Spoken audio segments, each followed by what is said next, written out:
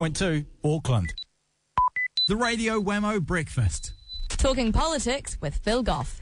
Yes, let's talk politics indeed with the leader of the Labour Party. It is Phil Goff this morning. Good morning to you, Phil. G'day, Wammo. How are you? Beautiful morning out there this morning. Are you? You've got one eye on the TV this morning, don't you? Like the rest of New Zealand. I've been waiting a long time for somebody to get a goal, but last time I watched it, it was still 0-0. Nothing happened since then. Still 0-0. Someone just got a red card, so that's bound to change the situation to extra time, the 18th minute of extra time.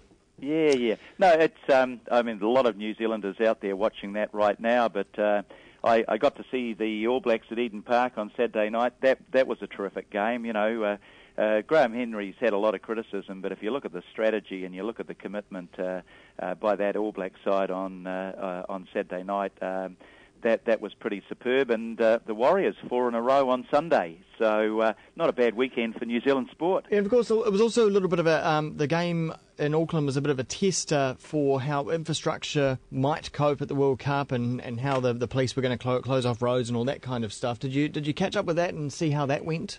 Yeah, it seemed to be going fairly smoothly. I don't know how widely they advertised that closed off Sandringham Road, but I was driving myself and my wife there, and New North as well. And suddenly found that Sandringham Road wasn't open, but luckily I had a bit of time up my sleeve, so I got there eventually. Look, I think it went reasonably smoothly, but that's 25,000, and what we're talking about for the World Cup, I think it's 60,000, isn't it? You got that big stand on the other side of the ground there that was totally empty.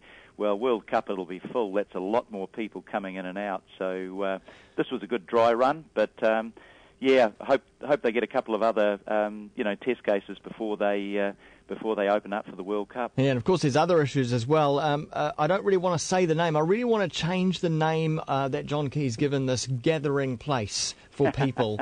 And after these games in Auckland City, it sounds like the rest of the country have got their places organised for gatherings, but not Auckland so far. No, look, what a shambles. John Key came out with this great suggestion. I'll say the word Party Central. I mean, it sounds like a swear word now, doesn't it? Party Central, over a year ago.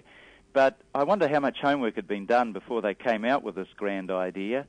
Not much, I suspect, and there hasn't been much in the way of follow-up. So the thing has ended up, looks like it's dead in the water now. But you've got to ask the question, Wammo, was it a great idea in the first place? First of all, they were going to spend $10 million on a temporary building. Well, I can think of a lot of things I'd like to see my tax money or my rate money go on rather than a temporary building, when there's a whole lot of other options, whether you're talking about Vector Arena or West Viaduct or Viaduct Basin or Aotea Centre. Why the hell would you pour $10 million down the drain and then turn it into a shambles? All of the National Party MPs, ministers that are running this are Auckland ministers. You'd think they would have got their act together, got some communication in place, and made a more sensible decision than that one. Although when the government ministers get together, it's always a warning sign, because it means that they're going to strong arm local bodies into doing what they want. Well, that's right. If he who pays the piper calls the tune, I guess. If they were going to put money in it, then they were going to heavy it in a particular direction. But what you'd think that the central government might actually, they had plenty of time to work this one through. Sit down with the two local councils, work out what was needed, work out the most cost-effective way of doing that. But, you had too many people with too many different ideas of ultimately what they wanted Queen's Wharf for. But, is Queen's Wharf the place? September could be cold, wet, windy. Is this going to be the great Party Central? Hey, Phil, it's not Wellington. It's not Wellington. Yeah. Well, I'm not right now. The weather would be perfect, but September weather is early spring, pretty unpredictable. But why would you put all of that extra money, and they're spending tens of millions of dollars on VIP guests into the country? This is all taxpayers' money. And don't you look for the best alternative? And if something's already there, why wouldn't you use that? But also, why the need for a central gathering place? I mean, there's just so many good bars and clubs and places for people to be around Auckland City, and same with Christchurch and Wellington as well. Why do we need this central area? Well, you've got to raise a question about that as well, don't you? Here's the government coming in claiming that, too much money is being spent and we're going to have to cut this service and that service, but they're quite prepared to blow money on something they think they'll get some, they hope they'd get some political credit on. Party Central, whoa, let the good times roll. But, the truth is there are bars and restaurants out there, and if you need to, because of any agreement with the International Rugby Board, have a Party Central, use something that's already there, spend thousands of dollars on it, not tens of millions of dollars on it. Quickly, just before you go, I want to get your view on some of the comments made last week about a refugee type processing centre happening in East Timor. Now, you've got a lot of expertise in this area, having been in the Foreign Affairs portfolio for a number of years. Should New Zealand be getting involved with Australia in this project? No. Blunt answer, no. There's a big political row over the Tasman in the run-up to the election over asylum seekers. Why the hell would you get New Zealand into the middle of that?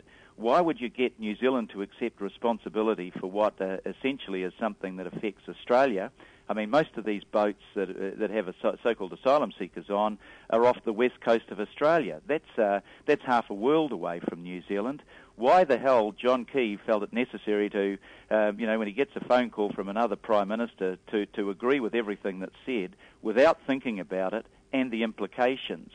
But just take East Timor, Wammo, as an example. Yeah, I've been there many times. They've just had 100,000 of their own refugees, internally displaced people. Why the hell would they want an asylum detention centre in East Timor? And why would New Zealand be making undertakings that we'd take our asylum seekers from there rather than the way that we've done it for decades through the United Nations, where we know that they are genuine, we know that they've been waiting for a long time?